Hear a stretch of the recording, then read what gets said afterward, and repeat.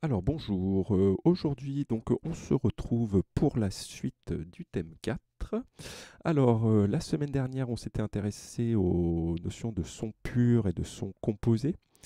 Son pur donc et son émis par un diapason, signal sinusoïdal avec un seul pic. Pic ici dont la fréquence correspond à la fréquence du signal. Donc son pur et notion de son composé, avec ici l'exemple de ma guitare qui jouait un La3 à 440 Hz. Ici vous aviez un signal composé. Pourquoi? Parce que lorsqu'on regarde le spectre, on observe différents pics. Premier pic qui correspond à la fréquence fondamentale, qui correspond d'ailleurs à la note jouée par ma guitare. 440 Hz, ça sera la fréquence du La3, et les différentes harmoniques qui vont composer ce son. Son composé, donc qui est composé de différentes sinusoïdes, différents signaux sinusoïdaux. Voilà, donc juste petite remarque aussi, je vous en ai pas trop parlé la semaine dernière. Pour n'importe quel instrument qui jouerait un La3, là ici j'ai pris ma guitare, mais on pourrait prendre n'importe quel autre instrument, vous aurez toujours un pic à 440 Hz, puisque donc cette fréquence fondamentale correspond à la fréquence de la note jouée. D'accord? Si vous jouez un La3 avec n'importe quel instrument, vous aurez toujours un pic à cette fréquence. D'accord? Ensuite, vous allez toujours aussi avoir les différentes harmoniques.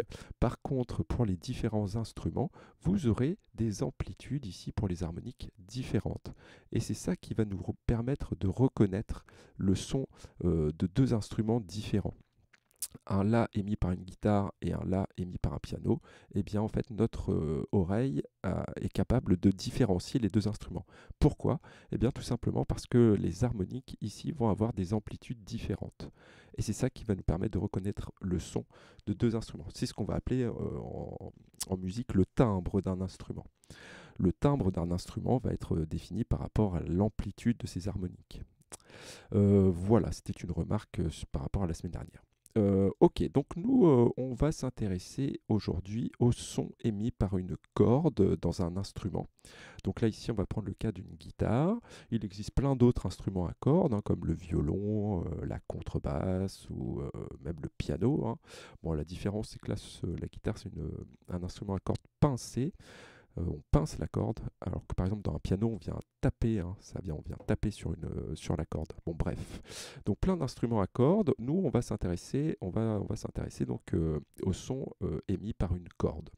Alors, avant de commencer, on va regarder une petite vidéo que j'ai trouvée sur internet et qui vous présente, en fait, dans cette vidéo, la personne a mis une petite caméra dans sa guitare et il joue de la guitare et on va observer un petit peu les cordes. Qu'est-ce qui arrive aux cordes lorsqu'on joue de la guitare? Donc, on va lire la vidéo. Voilà, donc observez un petit peu les cordes.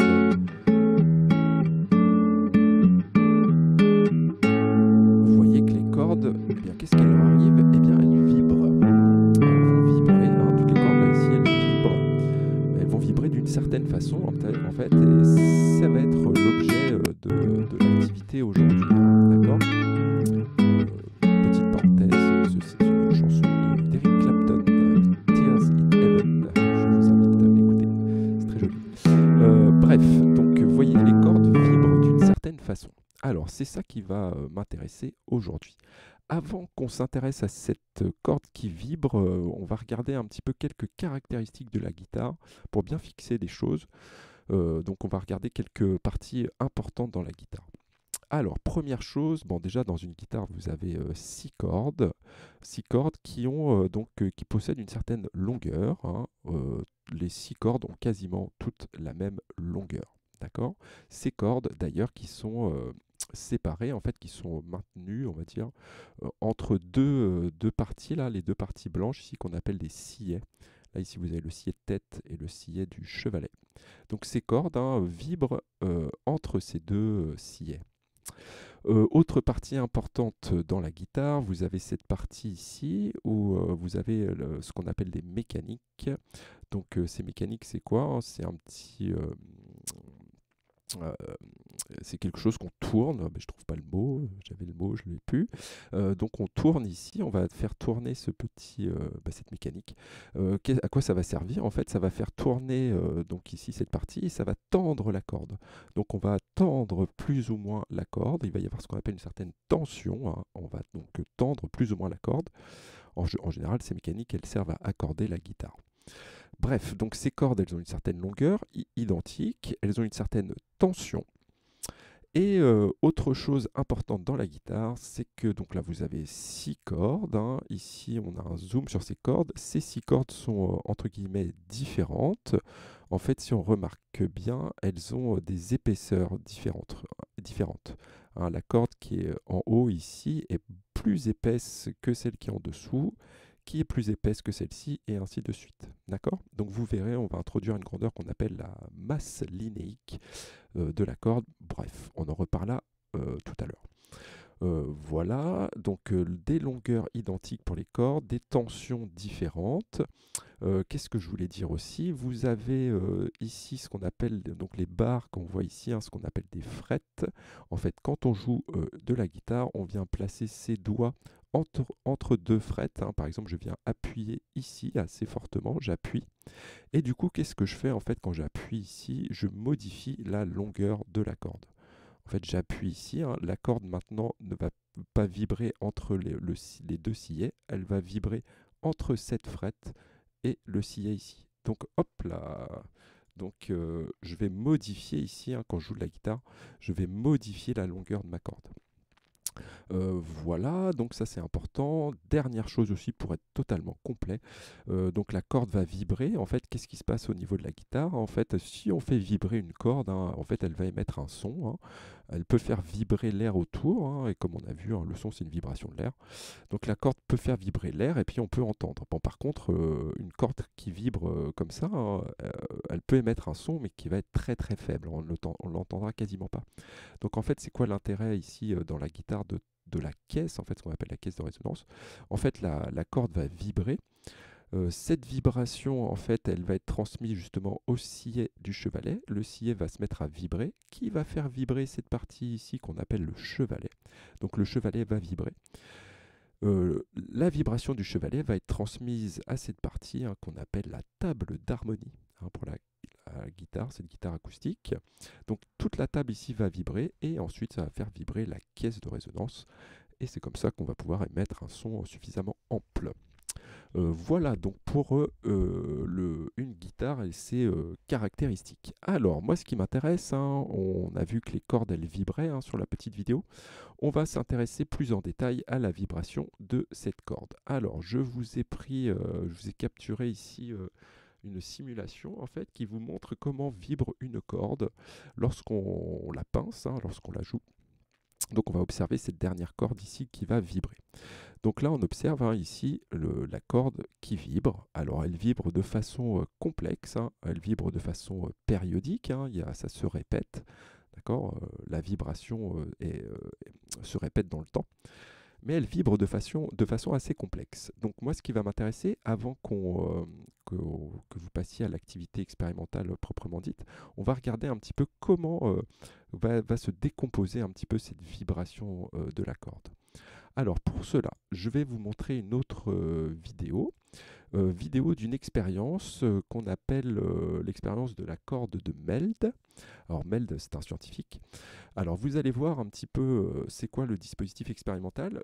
Cette expérience, on aurait pu le faire en TP, en fait, on a le matériel au lycée pour le faire. Bon ben là je vais vous le montrer. Donc on va regarder un petit peu c'est quoi cette expérience, qu'est-ce qu'on fait avec cette corde, avec une corde, qu'est-ce qu'on fait.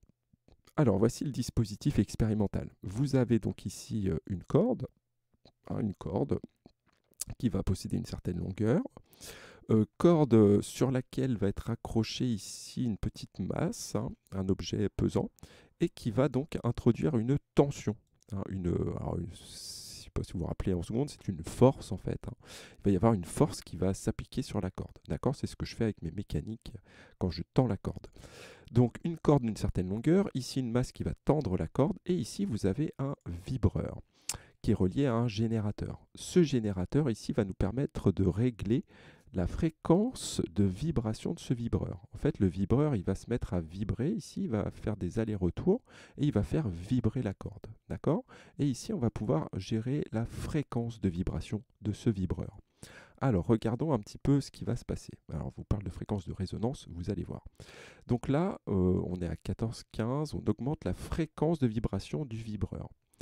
Et on va observer quelque chose sur la corde. À partir d'une certaine fréquence, pof, qu'est-ce qu'on voit? On voit que la corde va se mettre, on va dire qu'elle va rentrer en résonance. En fait, elle va vibrer très fortement. Avec ici l'apparition d'un ce qu'on appelle un fuseau. En fait, la corde, elle va vibrer d'une certaine façon. Elle va vibrer en faisant apparaître ici un fuseau de vibration. Hop, ça veut dire quoi? Ça veut dire qu'ici, la corde vibre très fortement, comme ceci, d'aller de haut en bas. D'accord? Alors ici, on appelle ça des nœuds et ici un ventre de vibration. On peut remarquer que la corde se met à vibrer avec un fuseau à partir d'une fréquence qui sera ici 20 Hz. Ok. Continuons. Vous allez voir, on va augmenter la fréquence de vibration de la corde. Ok, on augmente la fréquence. Vous voyez, hop, là, la corde ne vibre plus avec ce mode de vibration. On appelle ça un mode de vibration. Donc là, elle vibre toujours, mais elle n'entre plus en résonance. On augmente encore la fréquence, 37, 38. Alors je vous rappelle, on était à 20 Hz. Et là, on arrive à 40 Hz. Qu'est-ce qu'on observe ici? Eh bien, on observe que la corde va se mettre à vibrer ici en formant deux fuseaux. C'est-à-dire que la corde vibre ici, elle vibre très fortement à deux endroits. Deux endroits qu'on appelle des ventres, bref. Et ici, vous avez un nœud de vibration. Ici, ça ne vibre pas. Donc à 40 Hz, on observe ce phénomène. En fait, donc la corde va rentrer en résonance et va vibrer avec deux fuseaux. On continue, on augmente la fréquence, 45. Donc là, vous voyez, cette résonance disparaît quand on augmente encore la fréquence. On augmente et là, vous allez voir, on va arriver à une fréquence encore particulière qui est 60 Hz. Et bien là, qu'est-ce qu'on observe? Le même phénomène, sauf qu'on va observer trois fuseaux de vibration. On augmente encore et on va arriver à 80 Hz. Qu'est-ce qu'on observe? On observe 4 fuseaux de vibration. Ok, alors ça c'est ce qu'on observe dans cette expérience, qui est la corde de Meld, où ici on impose, alors ça c'est important à comprendre, on impose une fréquence de vibration. Ok, bien. Différents modes de vibration pour cette corde. D'accord, alors revenons un petit peu à nos moutons. Revenons à notre corde qui vibre, que je vous ai montré tout à l'heure. Ah, tiens, il y a un problème. Qu'est-ce qui t'arrive, toi? Hop, on relance. Voilà. Là, j'avais ma corde qui vibrait. Vous voyez ici, on n'observe pas spécialement, comme je vous ai montré dans l'expérience, de fuseaux, en fait. On n'observe pas ces différents fuseaux. Par contre, la corde vibre un petit peu de façon complexe. Alors justement, on va regarder un petit peu cette vibration, la vibration de la corde de ma guitare, qui est une vibration complexe. En fait, vous allez voir que on va pouvoir relativement simplement la décomposer. Et c'est ce qu'on va faire ici. Là, ici, vous avez la corde qui vibre de façon complexe. Eh bien, on va regarder un petit peu cette vibration. Eh bien, en fait, qu'est-ce que c'est que cette vibration? Ça va être la composition de différents modes de vibration. Vous avez le premier mode de vibration qui correspond à un fuseau. Eh bien, ce mode de vibration, du moins la fréquence pour laquelle vous allez avoir ce mode de vibration, c'est-à-dire juste un fuseau, eh bien, ça va correspondre à la fréquence de la fondamentale, la fréquence de la note jouée.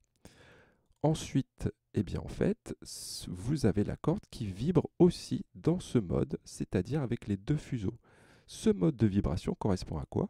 Eh bien, correspond à la première harmonique. Attention, ici c'est marqué deuxième. En fait, c'est la première harmonique. Troisième mode de vibration avec les trois fuseaux qui va correspondre à la deuxième harmonique. Quatrième mode de vibration, ici avec nos quatre fuseaux qui correspond à la troisième harmonique. Donc, pour bien comprendre la chose, cette vibration complexe correspond à la somme des modes de vibration qu'on a vus. somme des modes de vibration, donc avec un fuseau, deux fuseaux, trois fuseaux, quatre fuseaux, et ainsi de suite. Et qu'est-ce que c'est que ces modes de vibration et à quoi correspondent ces fréquences pour lesquelles on voit apparaître ces modes de vibration? Eh bien, tout simplement, c'est ce qu'on avait vu la semaine dernière. Ça va correspondre euh, aux différentes fréquences donc, que l'on peut retrouver dans notre spectre. La fréquence fondamentale, donc là par exemple je reprends le signal de ma guitare de la semaine dernière, qui était à 440 Hz, et bien cette fréquence fondamentale, elle correspond à ce mode de vibration. Ma corde, quand j'ai joué un La, en fait, elle vibrait de cette façon. Vous avez ce mode de vibration où la corde se met à vibrer comme ceci, en formant un fuseau. La fréquence pour laquelle on a ça, ça va correspondre à la fréquence fondamentale. Le 880 Hz qui correspondait à notre première harmonique va correspondre à ce mode de vibration où vous avez apparition de deux fuseaux. Donc ça, on observe ce phénomène, ces deux fuseaux, pour une fréquence de 880 Hz. D'accord? Alors ça, c'est ce qui est important aussi à comprendre et que j'ai pas développé. Comprenez bien que ici, qu'est-ce que je fais ici? Je gratte la corde. Comprenez qu'il n'y a pas ici un vibreur, il n'y a pas quelque chose qui fait vibrer la corde. On n'impose pas la fréquence à la corde quand on joue de la guitare. Je pince ma corde et la corde naturellement va se mettre à vibrer toute seule. Eh bien, elle, naturellement, elle va vibrer suivant ces différents modes de vibration. Vous aurez ce mode de vibration, puis ce mode, puis le mode où vous avez 3 fuseaux et 4 fuseaux et ainsi de suite. Naturellement, elle va vibrer suivant tous ces modes. Et en fait, donc la vibration de la corde va correspondre à la somme de tous ces modes de vibration.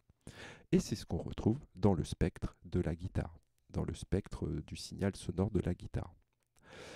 Voilà, donc voilà comment vibre une corde sur un instrument à cordes.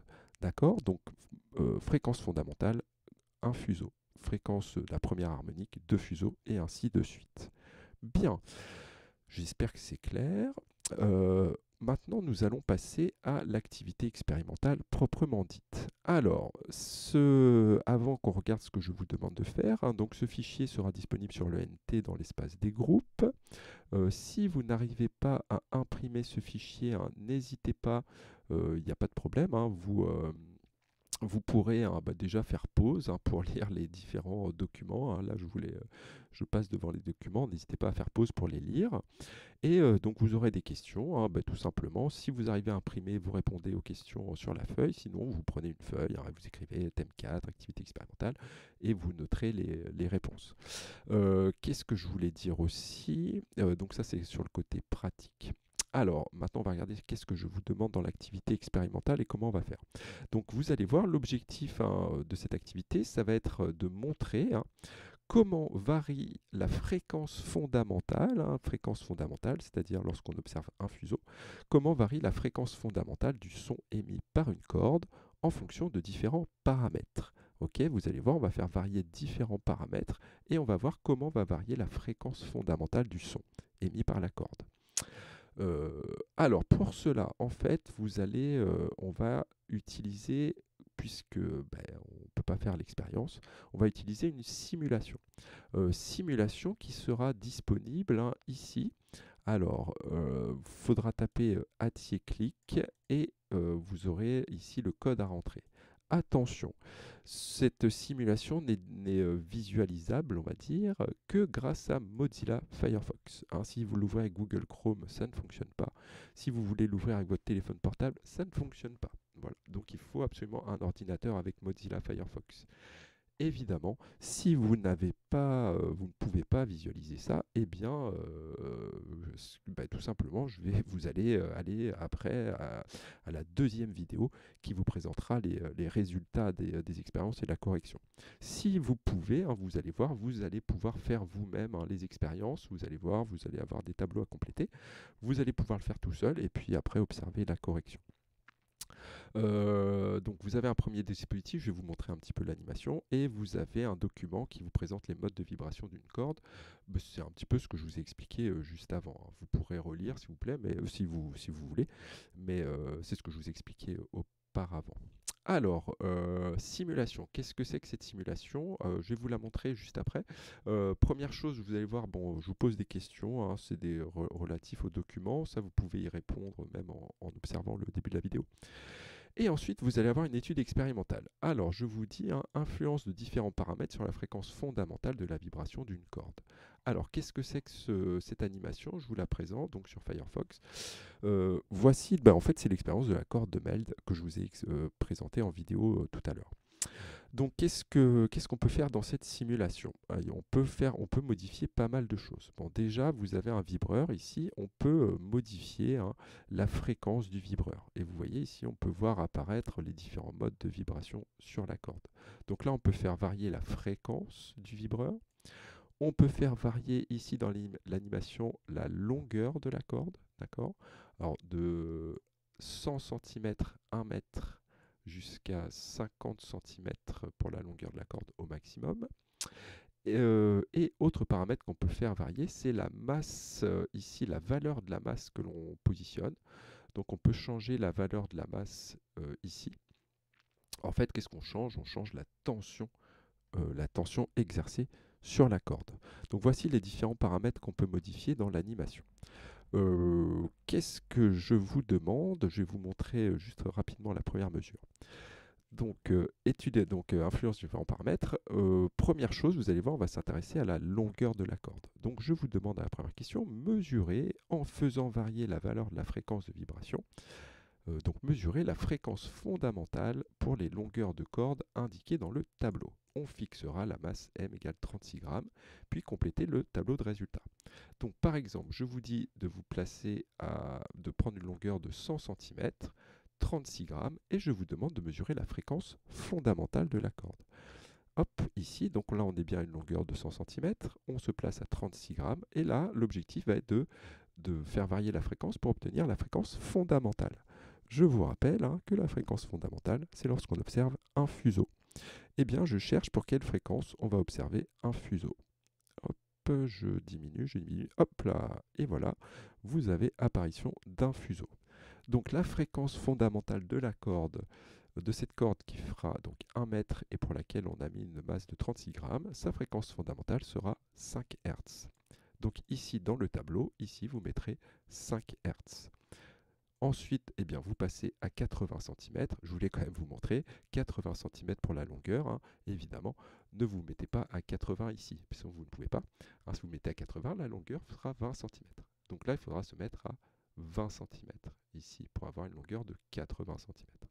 De même, vous modifiez la fréquence pour obtenir la fréquence fondamentale de vibration de la corde. Voilà ce que je vous demande concernant cette animation. Donc vous ferez varier ici la longueur de la corde. Ici vous faites varier la masse et donc la tension exercée sur la corde en fixant centimètres pour la longueur de la corde. À chaque fois vous avez une petite conclusion à faire. Hein, comment évolue F1 lorsque la longueur de corde diminue et ainsi de suite.